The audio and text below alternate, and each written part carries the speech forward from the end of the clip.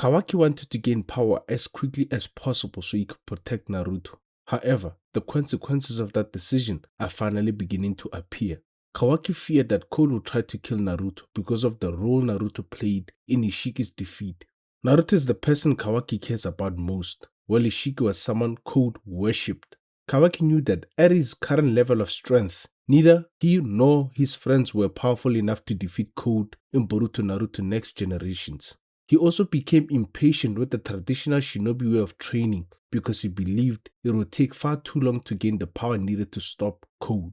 Amado recognized Kawaki's desperate desire for power and took advantage of it. He gave Kawaki a scientific karma seal that works just like a normal karma but without Isshiki's soul inside it. Instead, he gave Kawaki access to the power that had already been extracted from Ishiki's original karma seal.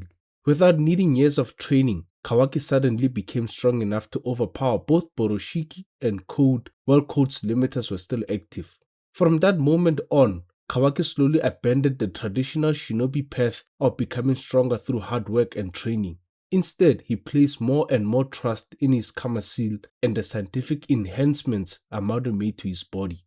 On the surface, it seemed like the perfect solution, but every shortcut comes with a price. So what are the consequences of gaining so much power without training for it or earning it through hard work? In this video, I'll break down the consequences Kawaki is now experiencing in Boruto 2 Blue Vortex because of his decision to gain power too quickly. Kawaki is now in a position where he has to rely on Amado to help him with his powers. But is this the result of relying on shortcuts instead of earning strength through hard work? After Kawaki lost Ishiki's original karma seal, he also lost access to Ishiki's power. Even while training as a shinobi in Boruto Naruto Next Generations, Kawaki was still weaker than Boruto in his base form. Everything changed after Amado gave him the scientific karma seal.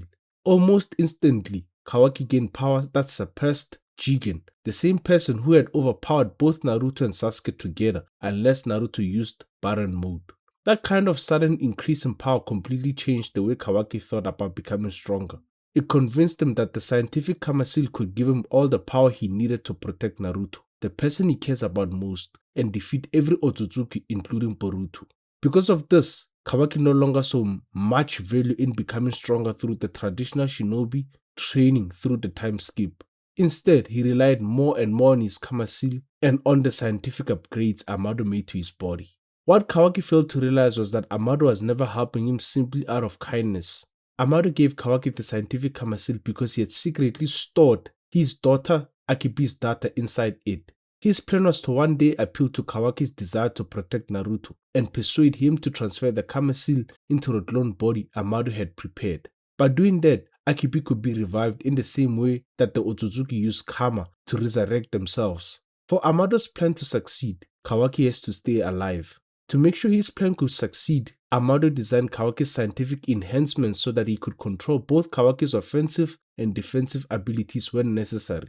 That gave Amado a way to help keep Kawaki alive until the time came to revive Akibi. Amado would never have had this level of control if Kawaki had gained his power through training, even if it had taken much longer for him to become this strong. Because Kawaki never developed this power through training, he does not truly know the limits of his own body or how much power it can safely handle.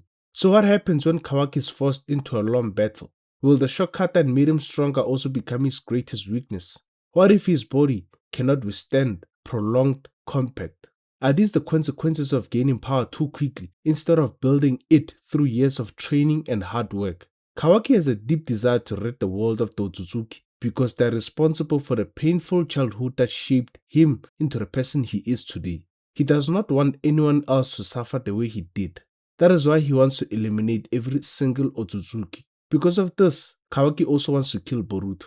Momoshiki still exists inside Boruto through his karma seal and can take control of Boruto's body. To stop that from ever happening, Kawaki believes Boruto must also die. After Omnipotence turned Kawaki's wish to swap identities with Boruto into reality, the entire world began seeing Boruto as the enemy. Kawaki then framed Boruto for the disappearance of Naruto and Hinata. Because of all of this, Kawaki believed defeating Boruto would be easy. Before the time skip, Kawaki was stronger than Boruto, even when Boruto used his karma seal. However, Boruto could not fully use Momoshiki's power because he had not yet learned how to control it properly. Everything changed during the time skip because Boruto chose a completely different path to becoming stronger. Boruto trained relentlessly with Sasuke. He also used the information Kashinkoji gained through his Percent Shinjutsu.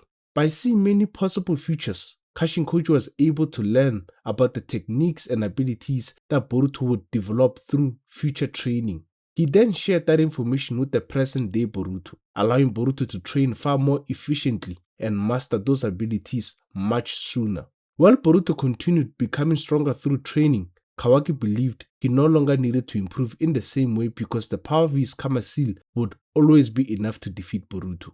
He was completely wrong. When Kawaki finally fought Boruto after the time skip, he immediately realized just how much stronger Boruto had become. Kawaki fired his chakra rods at Boruto, but Boruto effortlessly dodged every single one of them while calmly walking towards Kawaki. These are the same chakra rods that had only been cleanly avoided by Momoshiki while using Boruto's body, Daemon, and Naruto while using Byron mode. Kawaki then attacked Boruto at close range. Boruto easily avoided the attack and struck Kawaki in the stomach with a single punch, sending him crashing backwards onto the ground. Boruto was so surprised by how little Kawaki had improved that he even asked him whether he had trained at all during the time skip. The gap between them became even clearer later in the story. It was revealed that if the future had taken a different path and omnipotence had never happened, Code would have never mistaken Boruto for Kawaki. Instead, Code would have targeted Kawaki and eventually defeated him. This was Code without his limiters. But what happened when that same Code attacked Konoha with his army of Glogrimes? Boruto defeated him with ease. At Kawaki's current level of strength, he would not have been able to defend Konoha from Code if Boruto had not arrived to save everyone. Even worse, Kawaki would not have been able to protect anyone from the divine trees because they are far stronger than Code. Their leader Jura is currently the strongest character in both the Naruto and Boruto manga at the time of recording this video. The reason Kawaki had reached this point was finally revealed. Amado had placed limiters on Kawaki's offensive abilities so that more of his power could be directed towards his defensive and regenerative abilities. This allowed Kawaki to survive if someone like Code attacked him. When Kawaki confronted Amado, he demanded that Amado adjust his body so that it focused more on offense than defense. Amado explained that he had already given Kawaki defensive and regenerative abilities that were close to being immortal. If he redirected too much of that power into offense, he could no longer guarantee Kawaki's survival. If Kawaki died, Amado would also lose his chance to revive his daughter. Kawaki did not care. Instead, he ordered Amado to use any method, scientific or otherwise, to make him stronger than ever before so that he could defeat Boruto, Code, and the Divine Trees. Amado granted Kawaki's request. He adjusted Kawaki's ability so that roughly 85% of his power was focused on offense, while only 15% remained focused on defense. As a result, Kawaki became much stronger. He became even stronger than Boruto in his base form when Boruto was not using his Kama Seal. Kawaki was also able to fight Jura and put him under more pressure than Boruto did, although Jura was still not fighting seriously. However, during the mission to protect Ada from Mamashu, a serious weakness appeared.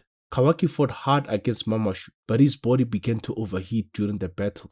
If Kawaki had been fighting Mamashu and all of his clones by himself, without Boruto and Daemon helping him, he would most likely have been defeated. The contrast with Boruto could not have been clearer. Boruto had gained his strength through years of training and could still increase that strength further by using his Kama Seal and Momoshiki's power. After the battle, Boruto was still fresh enough to be willing to go and fight Code immediately afterwards. Kawaki had great power, but his body could not properly handle it because he had never strengthened his body through years of training to support that level of power. As a result, Kawaki now has to rely on Amado to adjust the balance between his offensive and defensive abilities during battle. In fact, Amado explained that if Kawaki had not still possessed the remaining 15% of his power into defense, he could have died during the mission to protect Ada from Mamashu. That the remaining defensive power was the reason Kawaki survived and was still able to stand afterwards. What makes this even more interesting is Kawaki's response. Instead of deciding to train and strengthen his own body, Kawaki accepted another offer from Amado. Amado placed one of his toads on Kawaki's body so that he could remotely adjust the balance between Kawaki's offensive and defensive abilities whenever necessary during battle. As long as the toad remains attached to Kawaki, Amado can continue making those adjustments. This means Kawaki has become more dependent on Amado instead of becoming stronger through his own training.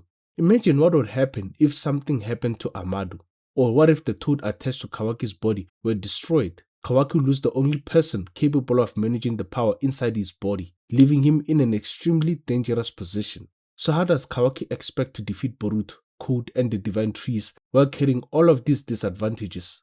Boruto and Kawaki both became much stronger during the time skip, but they reached their strength in completely different ways.